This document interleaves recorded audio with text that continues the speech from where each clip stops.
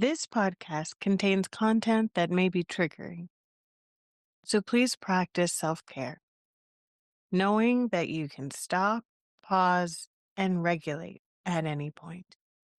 In our description, you'll find a free resource to help you do just that, to ground throughout your listening experience.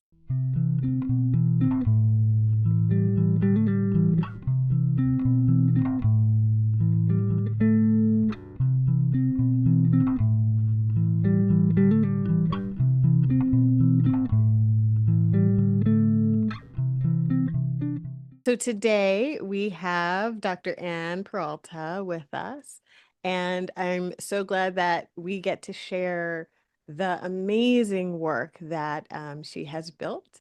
I'll start, of course, by reading a little bit of her bio, and then we'll jump right in. Dr. Ann Peralta is the founder and CEO of Partner to Decide, a nonprofit dedicated to improving equitable access to person-centered decision-making in perinatal care. Ann has spent the last 15 plus years leading, innovating, and growing programs that support empowered decision-making for children, adolescents, and pregnant people at nonprofit organizations and as a state MCH leader. She has a doctor of public health and management, leadership, and policy, and an MPH in maternal and child health from Boston University's School of Public Health. Ann is the mom of two amazing kids, and it was her own perinatal care journey that inspired Partner to Decide's first decision aid on routine induction of labor. Ann, welcome to Be the Bloom. Thanks so much for having me, Ebony. Oh, I'm so glad you're here. There's a theme that I'm noticing across the board with a lot of folks that have come to chat with us, and that is that their own experience has motivated what they've built, what they've created, and seeing the gaps and wanting to just make that gap a lot smaller. And so I wonder if you could share with us a little more about your story, like what brought you to your work? Yeah, I'm happy to. And I think stories are so important. And lots of us end up in the work that we're doing from our own experiences.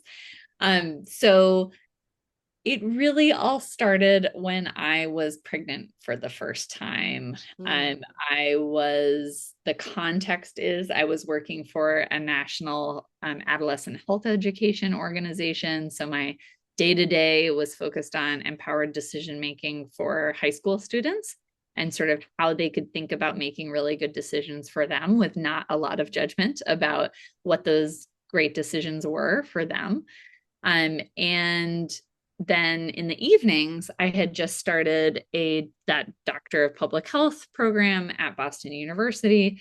The leader of my program happened to be a nationally renowned birth researcher, Dr. Jean DeClercq, so a lot of my classes had slides of induction rates and sort of all of these details of birth that I hadn't really paid attention to before because I'd never been pregnant and I'd always been really focused on adolescent health before that.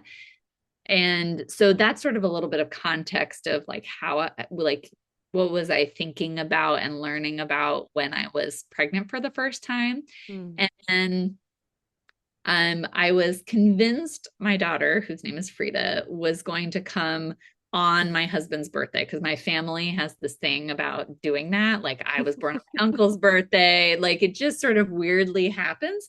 So I was convinced since she was due February 6th, I was like, she's not going to come then. She's going to come February 3rd, right on my husband's birthday. But then she didn't. Mm. And February 6th passed and I went to my next appointment. I had a great, wonderful midwife. But I went to my next appointment and the conversation sort of went like, okay, like you're past your due date. We usually schedule inductions after 41 weeks.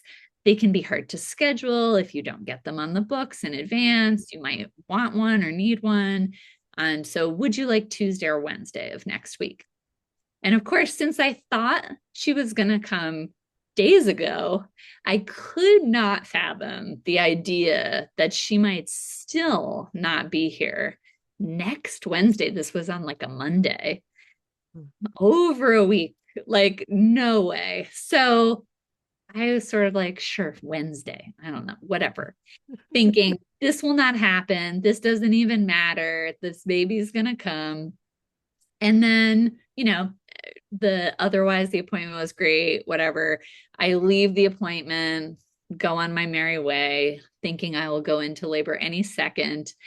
And then I don't. I hit the weekend Mm, and I start reading as any doctoral student would. I'm reading all of the literature, I'm reading all the studies, I'm going to this thing called a Cochrane review, which is sort of a gold standard of evidence. And I read and read and read all weekend. And then I go to my next appointment. Now I'm 41 weeks. Um, and by the way, I wasn't loving the idea of induction. The what I knew about it didn't sound that appealing to me. And I was sort of a person who, felt like I was a very healthy person. Pregnancy is not like nothing is wrong. I'm just growing another little person. So that's sort of a little context of sort of my own personal yeah. feelings. And so then I went back to my midwife. She said, how are you feeling about your induction appointment? And I said, not great. I don't want it. I read all of the literature and I'm just not convinced by it. It seems pretty arbitrary that one day you think I'm fine, the next day you think I'm not.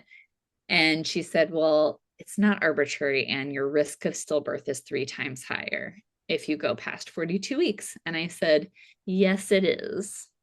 But 3 times higher of a really, really small number. I mean, that would be absolutely terrible. Mm, But the risk before 42 weeks is, at the time it was 3 in 1,000, and the risk after 42 weeks was 8 in 1,000. This was a 0.5% percentage point difference in mm, risk.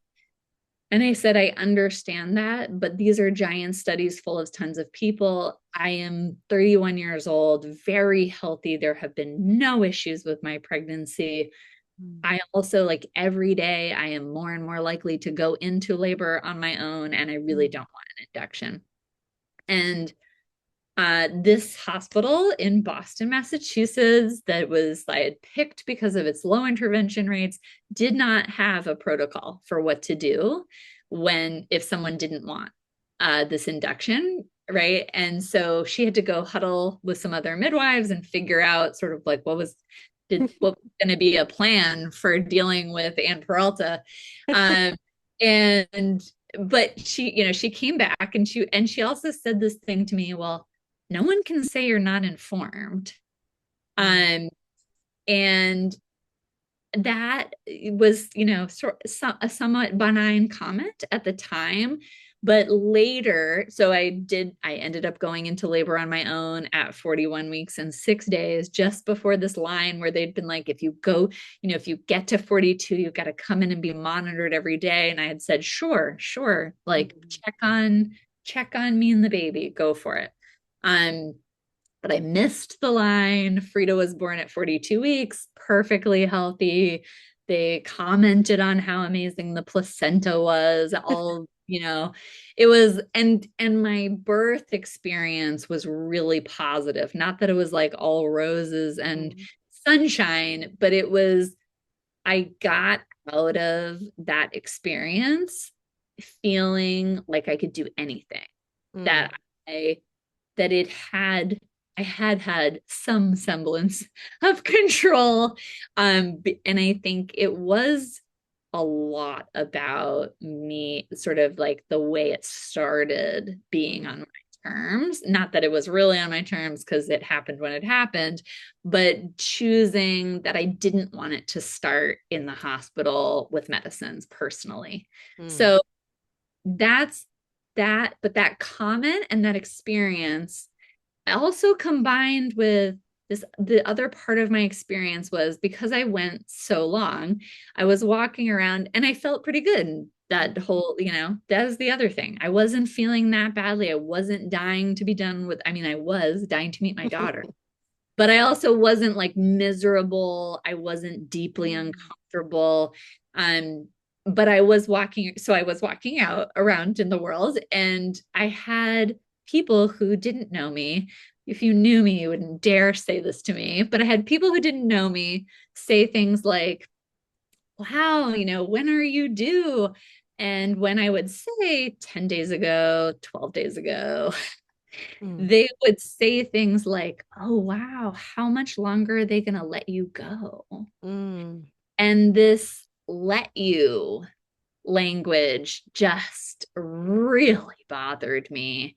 Mm. Because I think until that point, I hadn't fully understood that the US culture that assumes that whether you are pregnant or not is maybe or maybe not your decision as a woman also applied this late in pregnancy to someone who desperately wanted this pregnancy, right? It was this question of like, oh, this must not be your choice. This must be a medical provider's choice. So I think that combo of experiences and then that little comment just kept bothering me, not from my midwife, not in Mhm. a one-on-one way, Yeah. but in a, I had the quote right reason, right? I was very logical and rational and had read all of the research,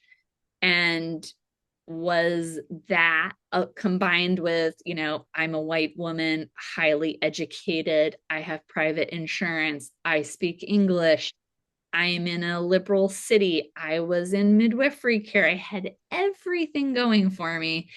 But it also seemed to hint my positive experience of being not quite given this decision, not invited to make that decision, right? The Mm. decision I was invited to make was Tuesday or Wednesday, not much of Mm. a decision. But the decision I insisted on making was respected and Mm. was supported, respected and supported. And it just, as a lot of new parents, all of a sudden, all these other new parents because you're, trying to make friends and making small talk and you're at this moment in your life. So I became very aware just meeting other people that that is not how their experience went on this same topic Mm. in sometimes the exact same contexts, which made me realize that not only, were all kinds of my identities helpful, but the fact it seemed like my ability to make this decision hinged on me being a doctoral student who had access to research and could read it, and probably my personality too, of a person who, when given A and B options, is like, actually I'd like to pick C, right? Like not everyone thinks that way, Yeah. and is sort of like raised to be like, you didn't offer me an option that I want. So that is how I came to this work, basically having a good experience, but feeling like it was by luck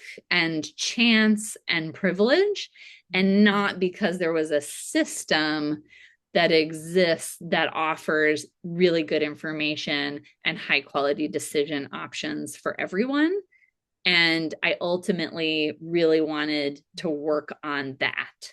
I wanted it to be the case that you could have no shared identities with me of any kind and still get really good information, be able to understand it, be invited to make this decision, be respected for whatever your reason is on where do you want an induction or not, whether that's about numbers or about something totally different. Mm. Those all, to me, valid reasons and valid ways of making decisions. Yeah. That's again, like the moment of personal experience moving you to create something that works for that anyone, right? Because what I'm hearing is so much of the heart of it is why do those circumstantial pieces have to fit perfectly in place in order to have the right to make certain decisions or any decisions, right? Around especially your own birth. Mm-hmm. Um, I heard a lot of decision language, right? Like whether that's like control, decide, choose. I'm wondering if you can speak to the significance of decision making just as a person, right? And the power of that. Yeah.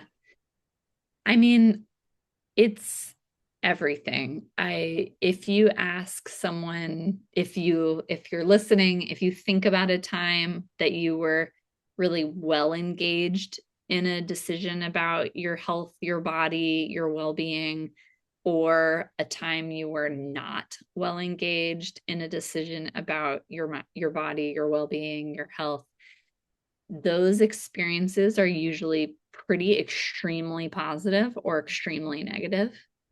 It really swings people pretty far in a different direction. Um, and I think this is actually where, so one of the ways that I started this work was by just, I sort of kept studying this topic of induction throughout my doctoral courses and things. And then when I got to my dissertation phase, I had sort of gotten to this place of how, like, this clearer question of how could I get it to be? What would I need to build? What would I need to do in order for, you know, a Haitian immigrant who doesn't speak English at Boston Medical Center to access the kind of information that I had access to and make this decision for themselves. And but I didn't understand the power of it at first. Mm, When I built the questions I was going to ask people who use the tool, both the pregnant people and the providers, mm, in retrospect, I was very like unambitious about the sort of power this was going to have. I didn't it's clear when you look back at my questions that I didn't get it in this in even though I'd had my own experience, I didn't get it. I was asking things like how did your conversation go with your provider, expecting to hear things like, oh, it was at this visit, like they gave it to me this way, whatever. And I did hear those things, but I also heard people say, really diverse group of people say things like, this just gives me so much power. mm, And I was really taken aback because I didn't think I was asking questions that were going to elicit that kind of response, nor did I honestly don't think I thought I was doing that. mm, I sort of just thought I was leveling a knowledge access problem, and I didn't understand how I was like sort of altering a power imbalance and mm, really dramatically shifting power. Um, I just didn't see it. And I think it was very clear to me suddenly when I was talking to people about what did they like about this tool? What did they not like about this tool? I was really just trying to make the tool, create the next iteration and test it again. mm, Um, and when people used words like power, awesome, these like really, really strong words that I don't know about you, but I don't hear a lot of people like describe their prenatal care as powerful mm, or awesome. Um, Even if they describe like the midwife is awesome, my mm, doctor is great, right? They're not describing always the conversations or the decision making that way. yeah. Uh, so it's really powerful. And I think the other thing that I've seen that is really powerful about this work is On the other side, on the provider side, I also had really low expectations. I Mm, was just trying to get them to use it. I was wanted it to be acceptable, basically. okay. And then, when I was talking to providers who were using it and asking them like what's making it easy to use this, what's making it hard to use it, I had people say, something I'm noticing is that now that I'm using this tool with all of my patients, Mm, it has made me realize how different my conversations were by patient before, mm, and how, like, it wasn't the same. I wasn't providing the same level of access to information to all of my patients, right? They were making assumptions about, some people were bringing it up and asking about it. Other people weren't. They didn't know about it. And so there were all of these differences and inconsistencies in their care that they didn't even notice, or mm, until they were using a tool in the same way with all their patients. Not that their counseling had become totally cookie cutter. They were still mm, tailoring to individuals and what they wanted to know more about, what they wanted to do, but they realized that this had really increased the quality of their care. So I thought mm, that was another place where I didn't realize how powerful this would be. I didn't think, in response to my, like, what are barriers and facilitators to using this tool, that people would be talking about implicit bias and getting their counseling to be better. mm. I just didn't expect it. I mean, as you're sharing that, I think about the folks who go and do the work, right? Like you have the mission to create the tool, but it can be overwhelming to then think about, okay, what's the impact on the other end? Like, how are folks going to receive it? And that can stop the creation from happening.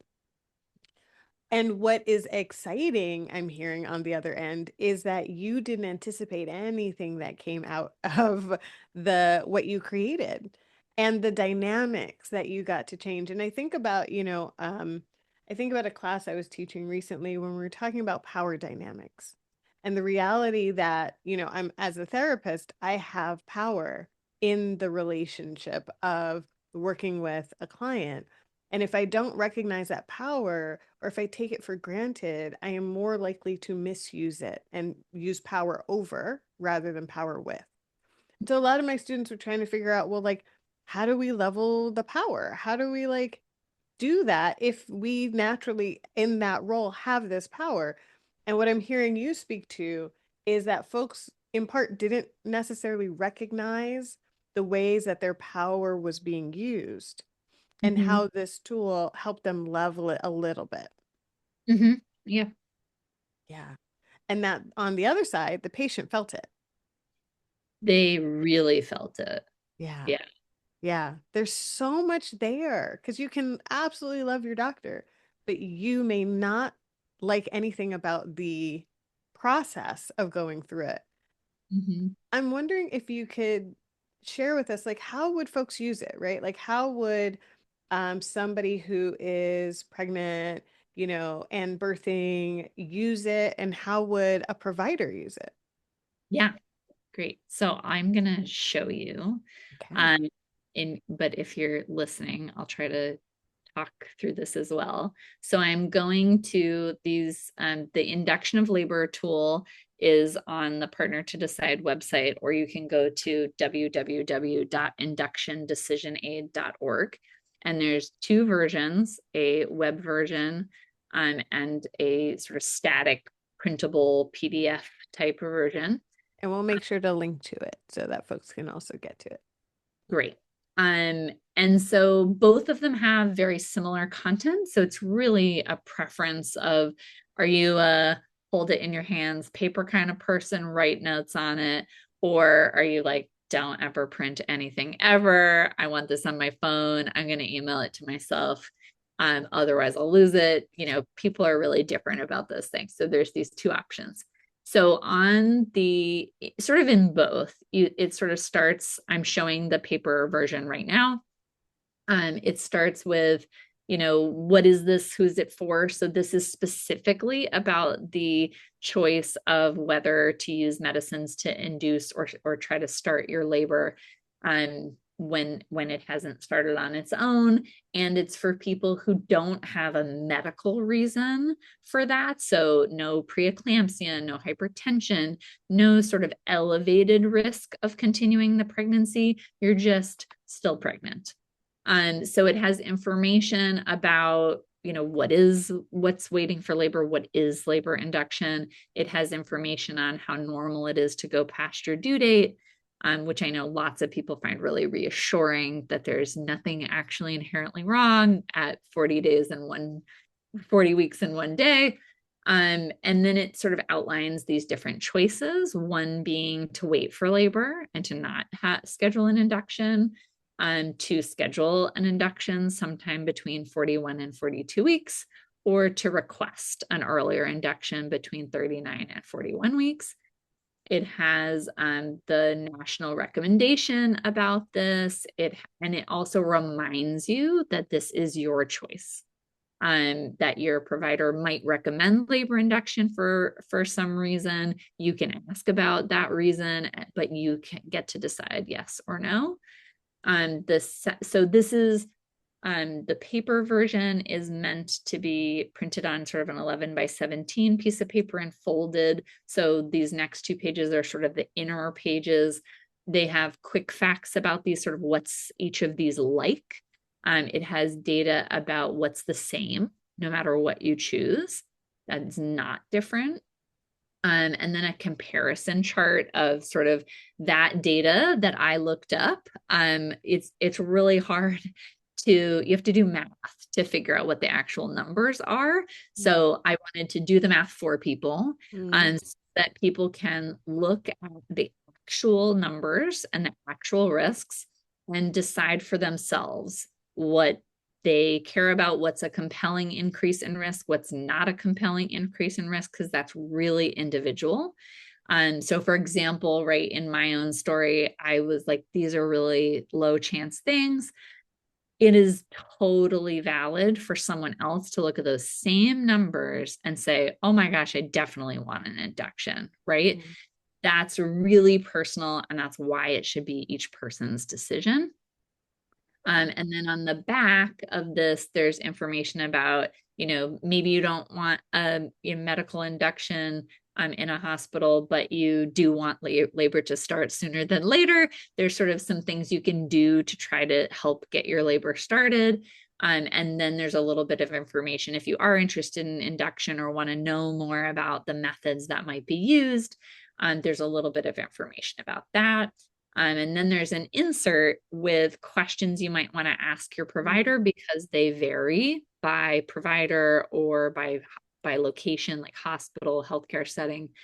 And then there's sort of some reflection space to think about what's most important to you, right? So what is underlying a decision you might make? Is it really important to you that your labor starts on its own, or is that not something that's very important to you? Things like that. And then space to, sort of note your decision when you have one. There's 2 QR codes on that go to the website.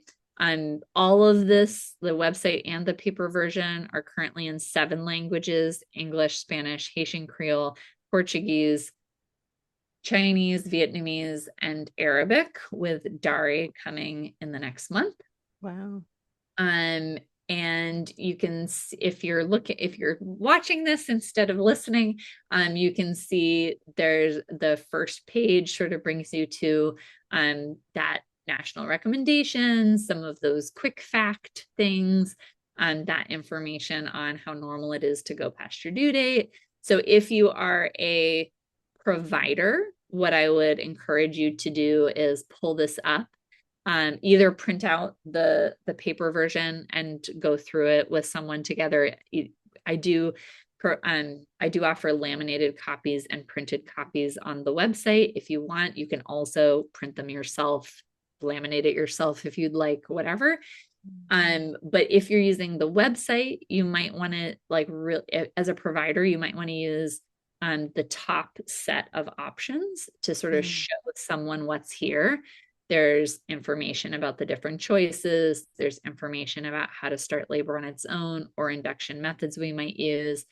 And then I would love you to take this quiz about what's most important to you and think about your questions, and we can talk about it next time. If you are someone who's pregnant and thinking about whether this decision is right for you, that's similarly, there's sort of two experiences built into the website. One is if you come already thinking you have, already knowing you really don't want an induction or you'd really like an induction, you can get straight into information about whatever that choice is. mm, Or if you really haven't considered this much before, you can look at all three of those pages, or you can go to the bigger comparison page.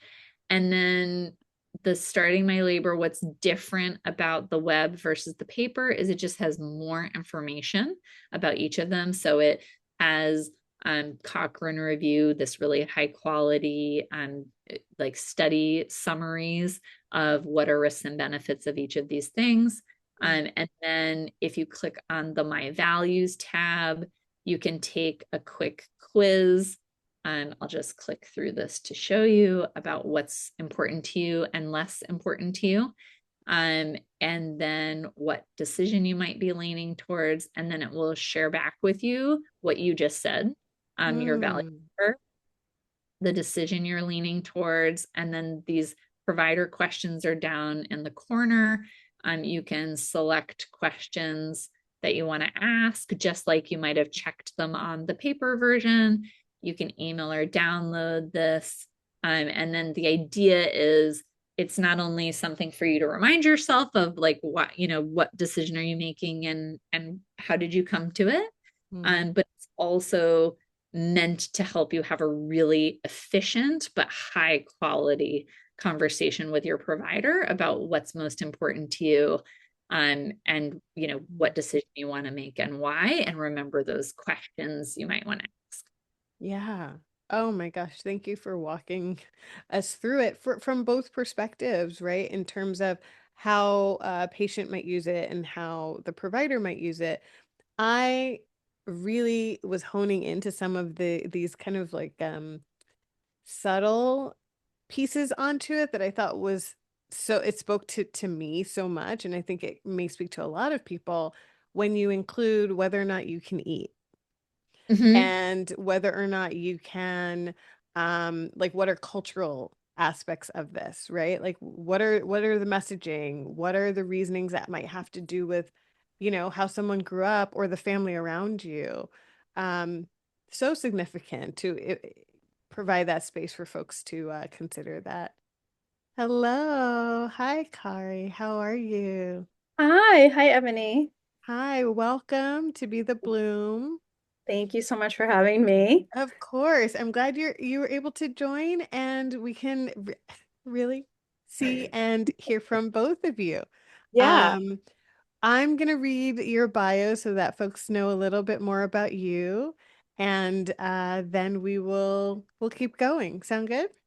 sounds good. All Do right. you have my bio, Ebony? I do. Oh, thank God. We got it all. We got it. And hooked me up. Yes. Um, so Kari Radoff is a certified nurse midwife and associate director of midwifery services at Boston Medical Center. She is an assistant professor of obstetrics and gynecology at Boston University's Chobanian and Avedisian School of Medicine. Ms. Radoff joined Boston University in 2012 after completing a Fulbright grant in Nicaragua.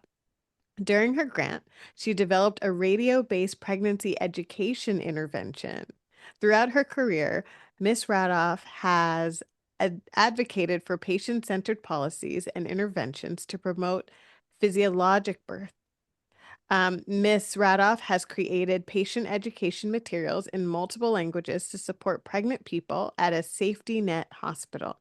She's a clinical consultant for Partner to Decide, a nonprofit organization that develops perinatal care patient decision aids.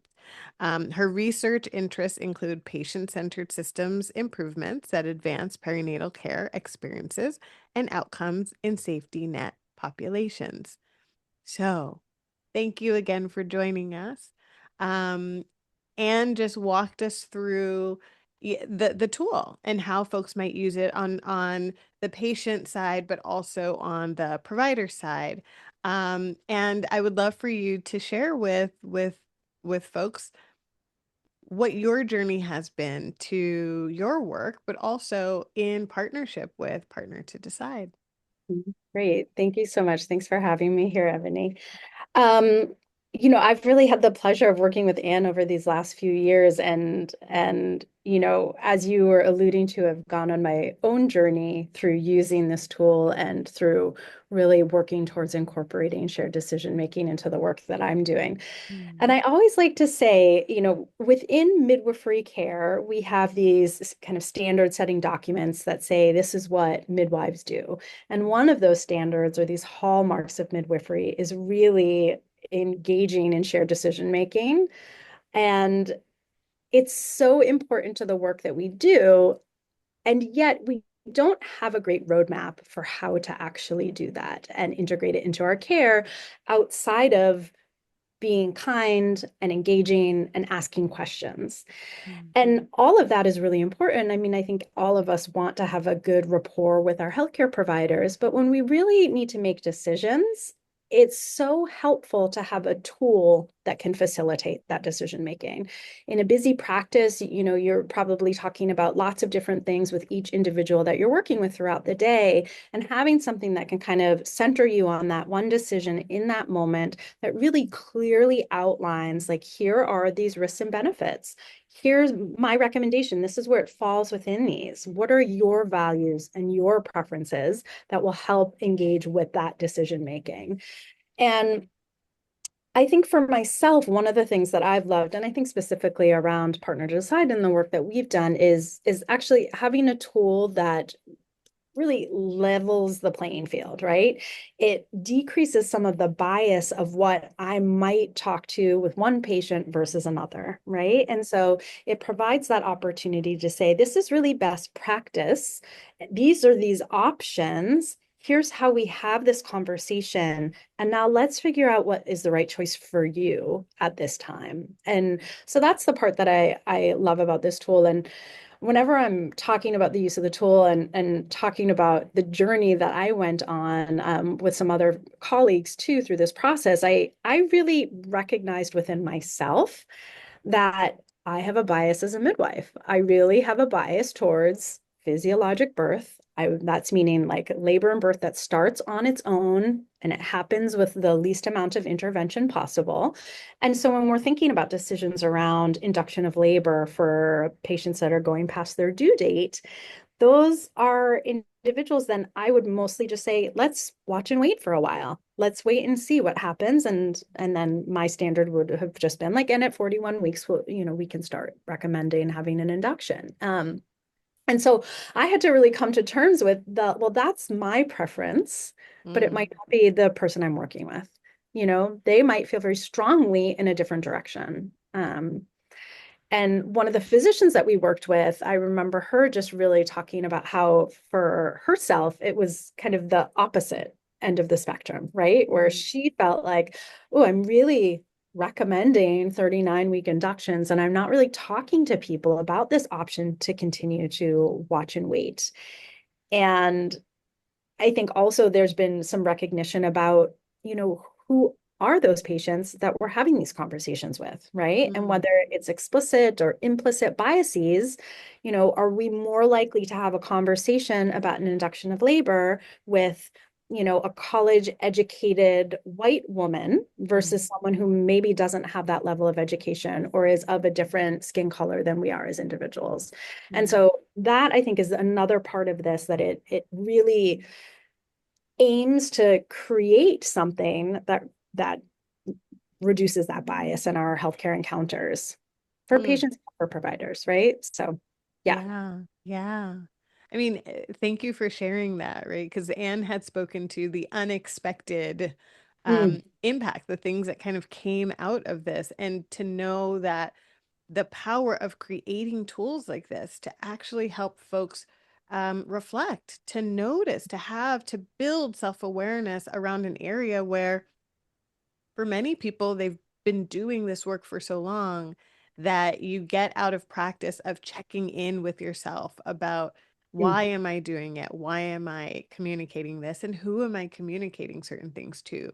I for providers who are listening, I think there are two things that I can anticipate might be on their mind. Yeah. One is time, right? Hmm. So when Hmm. you speak to um, the use of this tool, the use of it with patients, what does that time look like? And how might a provider integrate it if they have nothing like this? How might they integrate it into their communication with patients? Hmm. Yeah, that's a great question. And I think providers who work in busy practices, they have their like spiels, Mm, they have their things that they talk about that they get really good at and they can do fairly quickly. I think you can come up with a spiel using this tool. And I've never, timed myself to see how long it takes, but I really think it's something that fits in with my normal type of practice when I'm having a conversation with a patient. And so I think I can get through it probably within 2 minutes, going through the whole tool, talking about, the risks and benefits, having some opportunity for the patient to reflect on values. And there are different ways that you can use the tool too. You can just have it in the moment having this conversation, but you can also provide it to individuals to go home and think about.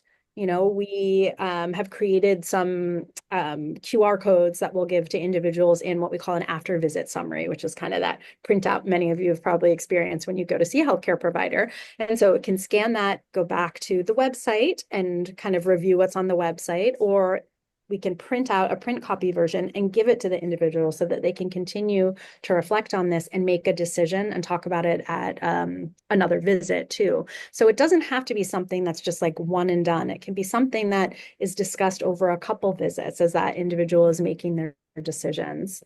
Um, and it, because you had asked me, sorry, you asked me about like the timing, and then I think yeah, and the and I just second lost it. thing that Yeah. I can anticipate folks might wonder about is this feeling that you spoke to, right? That what if you really are in a space of, ooh, I don't know how I feel about this decision that Mm. the patient is making. How do you navigate that? Mm. Yeah. I mean, ultimately, patients are in charge of themselves and their bodies, right? And I think oftentimes some of the trauma that comes from medicine or engaging with the healthcare field is feeling that you're not allowed to have that autonomy over your own body and that autonomy over your own decision making. I think that that's something as a provider on an individual level that you just have to reflect on in that moment. And there are times where we have to sit in an uncomfortable space. I think what's nice about this tool is we're not necessarily recommending one direction or another.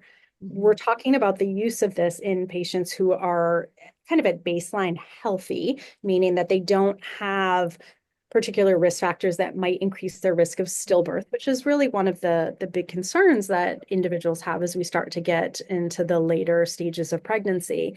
Mhm. And so ultimately, these decisions are all considered safe options when Mhm. counseling is provided and an individual makes that decision for themselves.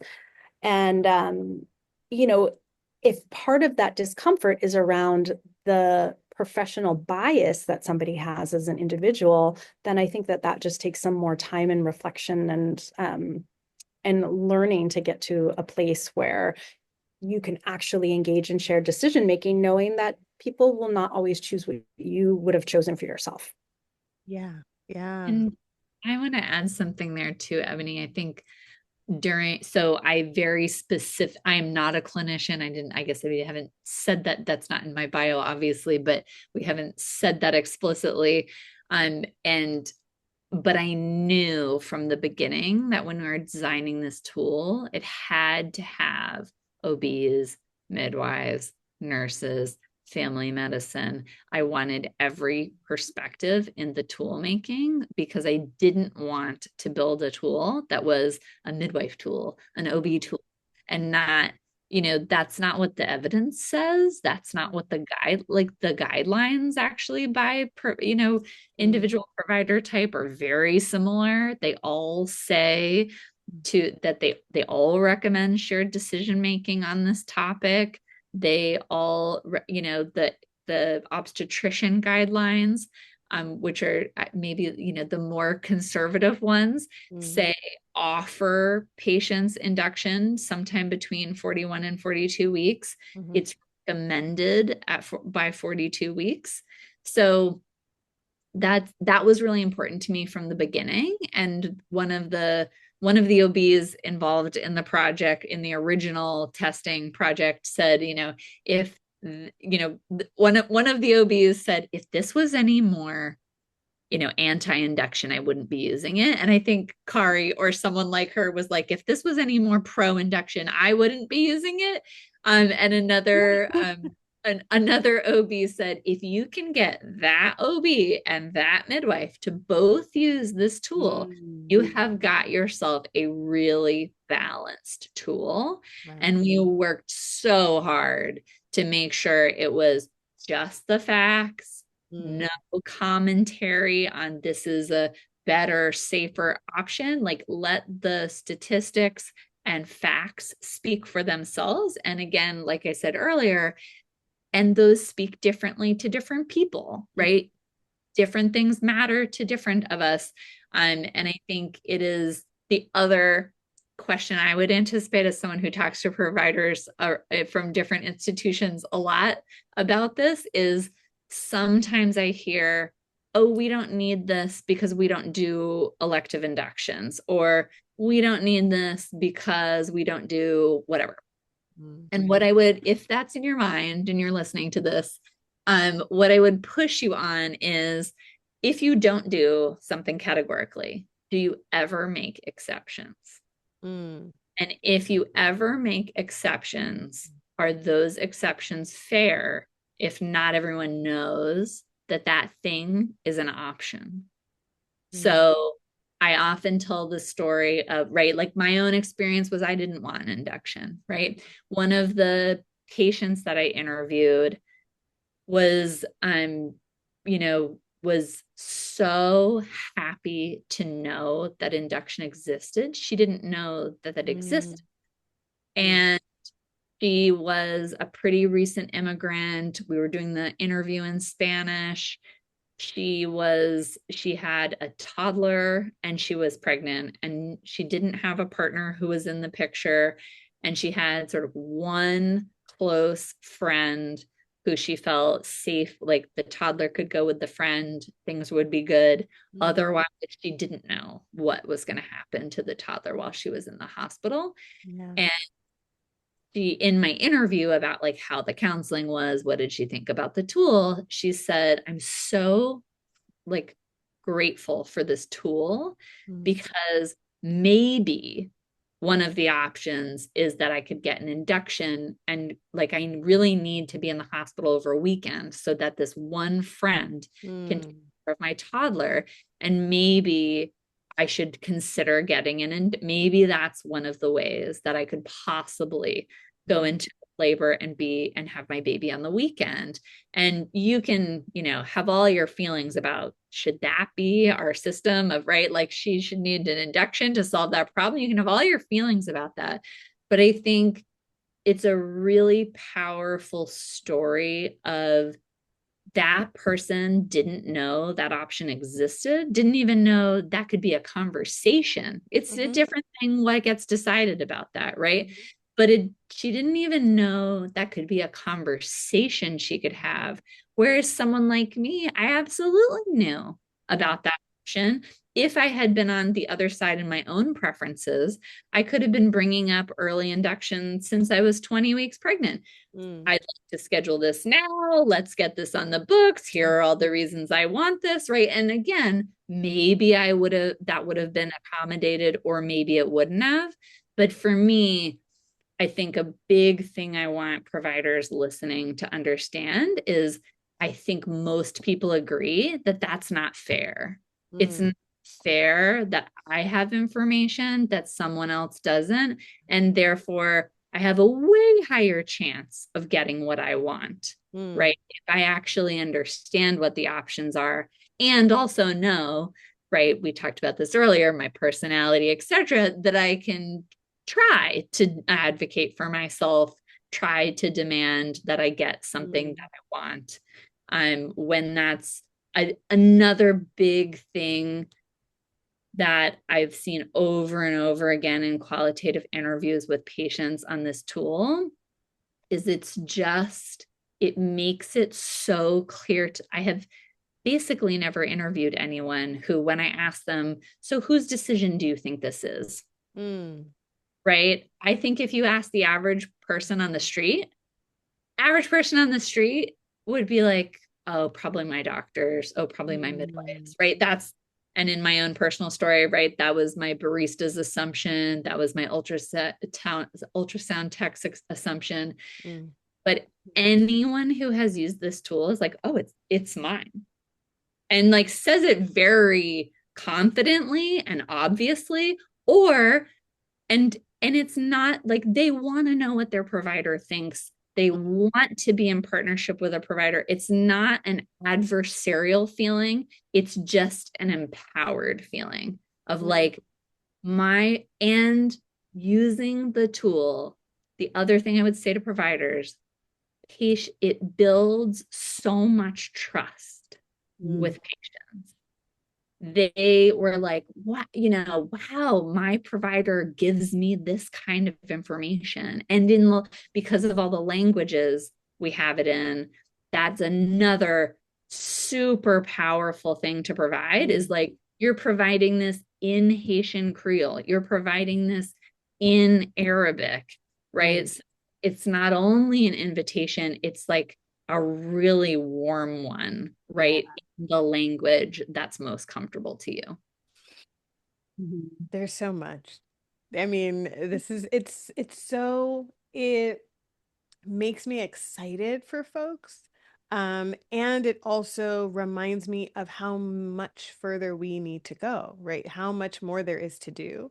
Because I can't think of too many, and you all would know better than I do, but how many tools for this time, of birthing, which is so vulnerable and can be so full of triggers and all the things that come in so many languages that facilitate partnership, true partnership between the person who's birthing and the person that they're trusting to walk with them through that. It's so significant. I think about this in the context of the work that Cactus and Bloom is doing, and that a lot of folks who are listening will be survivors of sexual violence or childhood sexual abuse. And birth can be so re-traumatizing because it yet again is the site of a trauma. It is the site of early trauma. It's the site of not having space to make decisions, not having choice, not having power. And so when you then give birth to this child who you absolutely love, all the things, all the feelings, all the stuff that comes with that, and sometimes challenging feelings that come with that as well, that too can be a space of when you feel you didn't get to make a decision about induction or you didn't get to make a decision about, the birth process at all or who's in the room or any of that can be very triggering and really set the stage for what happens in postpartum.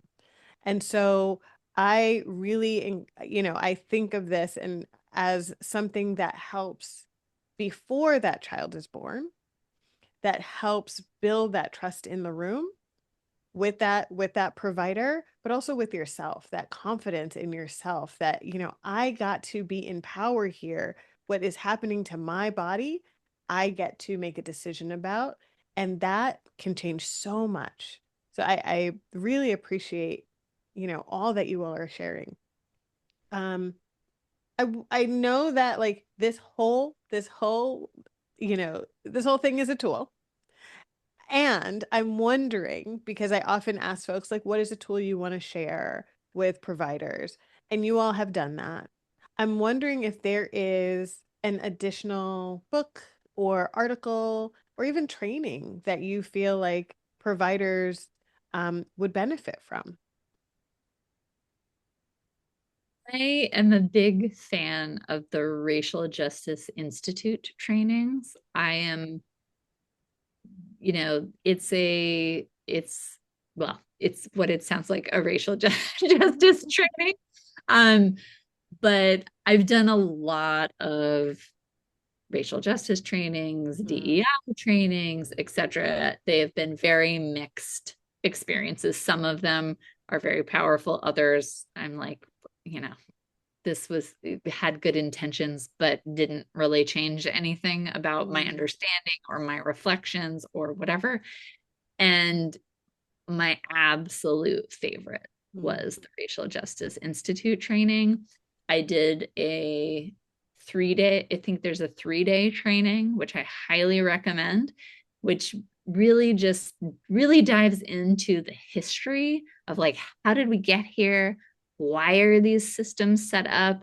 What happened? Like, why are there more white providers, for example, right? mm, If you're talking about the medical system, like how did we get to our current system in a way that I was not taught in any other setting, unfortunately. I was mm, not taught that in, even though I took some classes that some of this came up with, but it's just a really condensed, very interact, like I've it's one of those things where I'm like, how did they engage? They just have incredible facilitators. mm, Uh, so that's something I highly recommend. I actually did that when I worked for the state of Massachusetts as a maternal and child health leader. They offered that to all staff. wow, Um, and so or also if you happen to work at a workplace that offers these kinds of trainings, mm, again, I feel like the quality and usefulness of these things really varies, but this is a really, really strong and powerful one. And I also think you can just sign up online if just as an individual you want to take mm. training. Okay. And I'll make sure to link that as well. I also just another training that's in a similar vein, but the Perinatal Quality Collaborative, they offer a lot of different trainings, and they have one specifically around birth equity and reducing racism in obstetric care. And their program, it's usually done as like a 2 day program, and it is done virtually, but it is also, I think, similar to what you're saying, Anne, like something very engaging that really takes that step back and looks at that. How did we actually get to this place? Like, why are we in a situation where there's so much disparity in obstetric and perinatal outcomes for our patients of color? And how can we approach this and really dismantle racism in the care that we're providing? And so I think that that's a great training as well. Mm, thank you. Thank you both for sharing that. Um, I am I'm always thinking about the ways in which the information shared are used by both the birthing person um, and by the providers, because I think it gives folks access to information that they didn't know. It also sets the stage for, oh, I can go in and ask this, and I have a reference for how to do that. I can print this out myself and review. Like, there is so much power in knowing this information, and power for the provider as well in learning, okay, there are folks out there who are doing this. I don't have to know everything. I don't have to be perfect at at any of the, like, because perfect, it's so much pressure and it's an impossibility, right? But how can folks grow in what they're doing? So I think we've talked so much about all of these pieces, and I wonder if there's something that you might want to say to, like, the provider if there's something that you feel is missing, but also to the patient across the board, knowing that it will definitely also apply to survivors who are seeking this information. I would say to, so I think anyone can use this, right? A patient can find it and use it when it wasn't invited and wasn't provided by a provider. Mm, But what I would say to providers is all of my data and evidence, like patients are going to love you if you're mm, using this tool. It is just so popular. It is so like it's so trust building. It's such a positive experience. And, you know, sure, all of the providers I've talked to have been the ones who are using the tool. So, you know, my sample is what it is. But providers also really like using the tool. When a study ends, they keep using it. mm, Right. That's not the case with every intervention or every initiative. Um, and then what I would say to, you know, if you're pregnant and thinking about like, how would I bring this up with my provider? You know, what would that look like? Um, I would say, you know, if you want to, first of all, know that you can shop for providers. This can be one of the elements that you vet providers on, is like, how are they going to engage you in decisions? You can even, that could be one of your questions when you meet with providers. You know, it's really important to me to be a real primary decision maker in big questions in during my pregnancy. You know, how does that sound to you? Does that align with how, you know, what I would experience if I were to become one of your patients?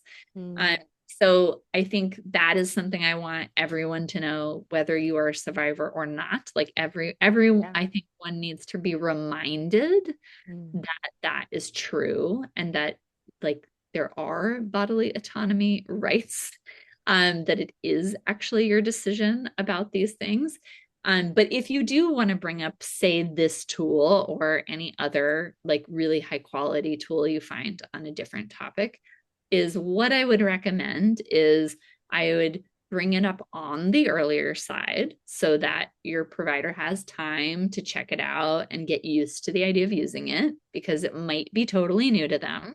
And you're just going to probably have a better experience using it if you just like give them a sec to get comfortable with what you're bringing in.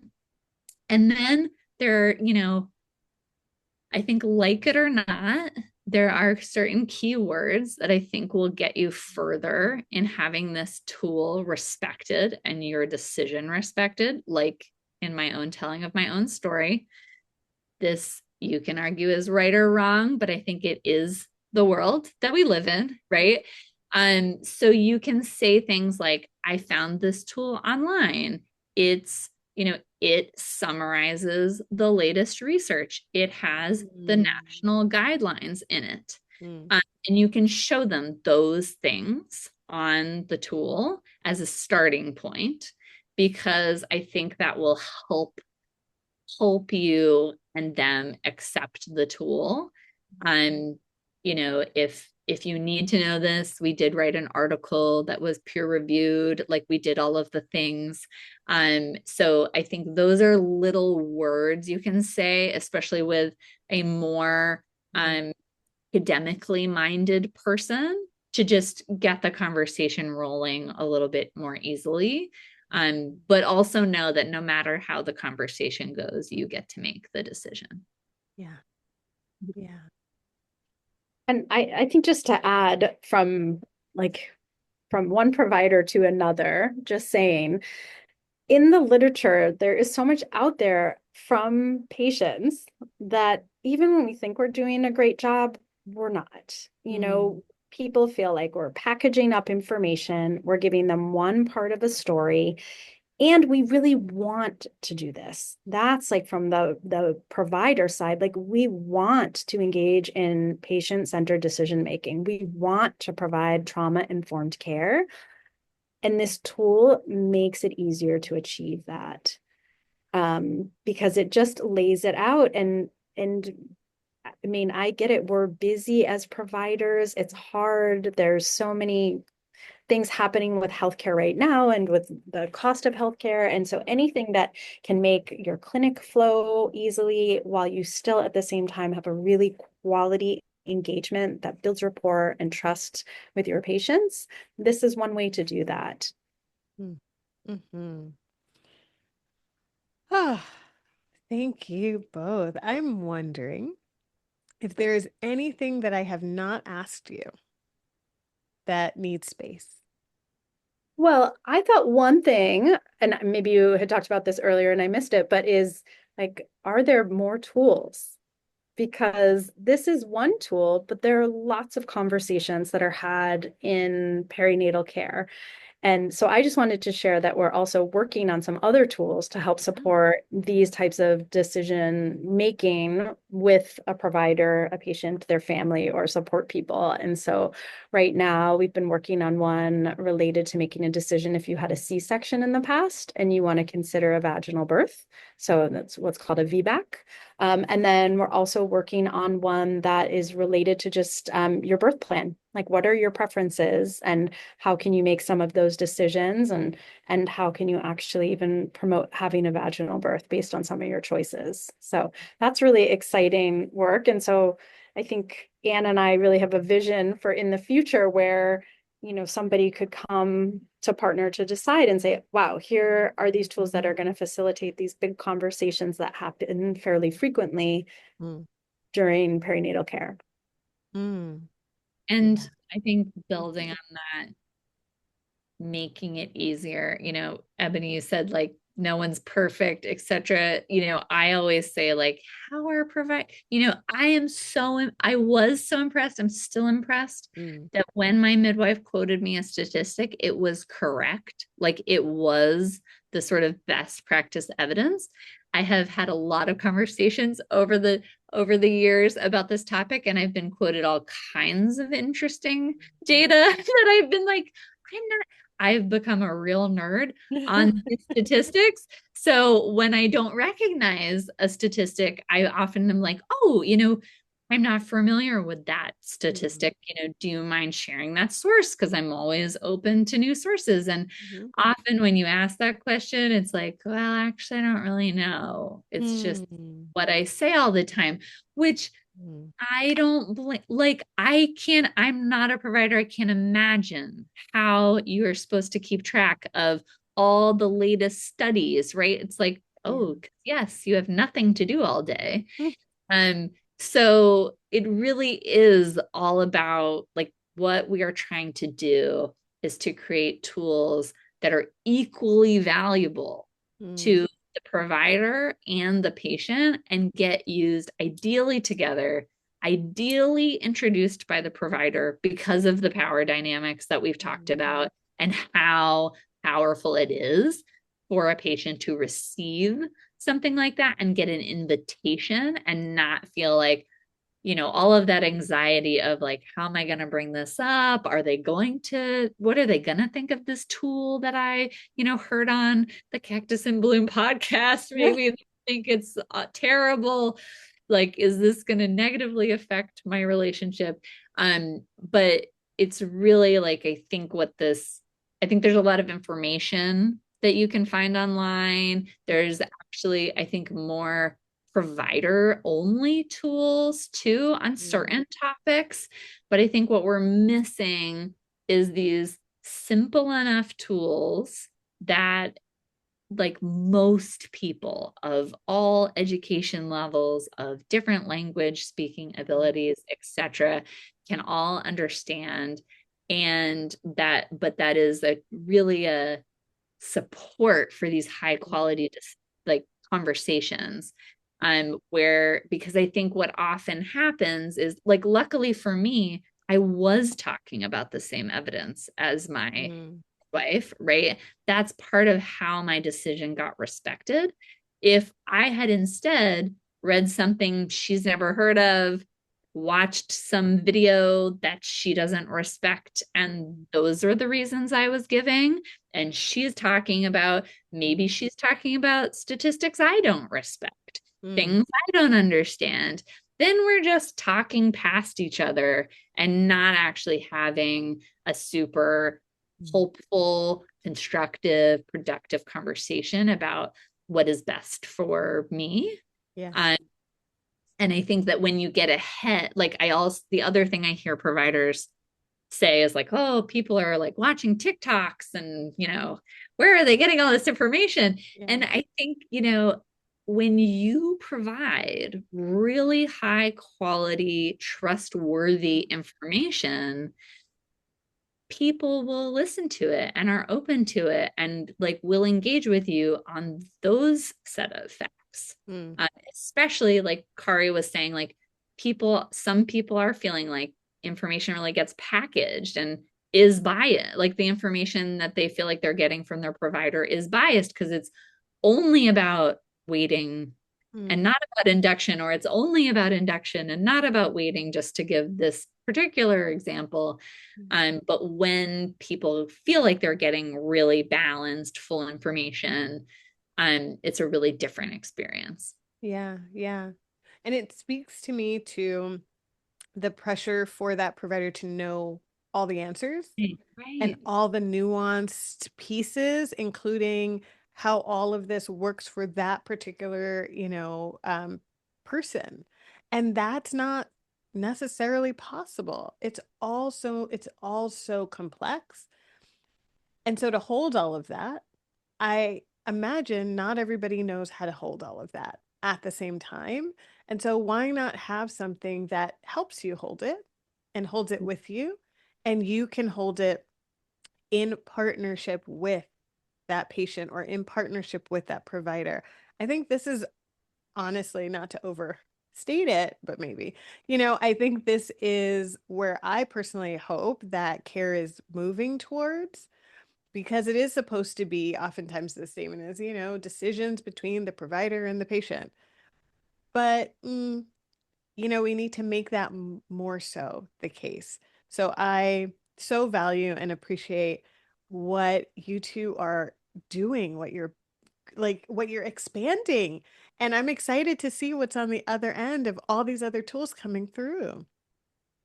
Thank you all. Thank you both. Thank you, Anne. Thank you, Kari, for being part of Be the Bloom. Thanks, Ebony. So great to be with you. Thank you both.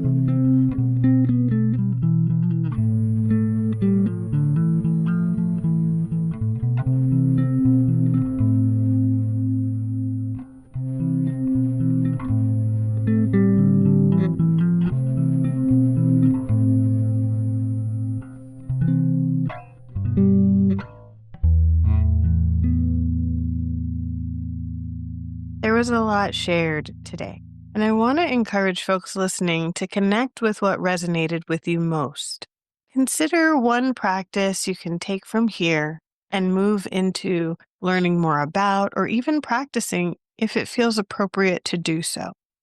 If you would like to support the work of Cactus and Bloom to bring you these type of conversations and to do culture change work that builds skills, creates awareness, and improves equitable care for survivors of childhood sexual abuse and sexual violence in adulthood, consider a donation. Your contribution can make a world of difference. And together, let's see what blooms.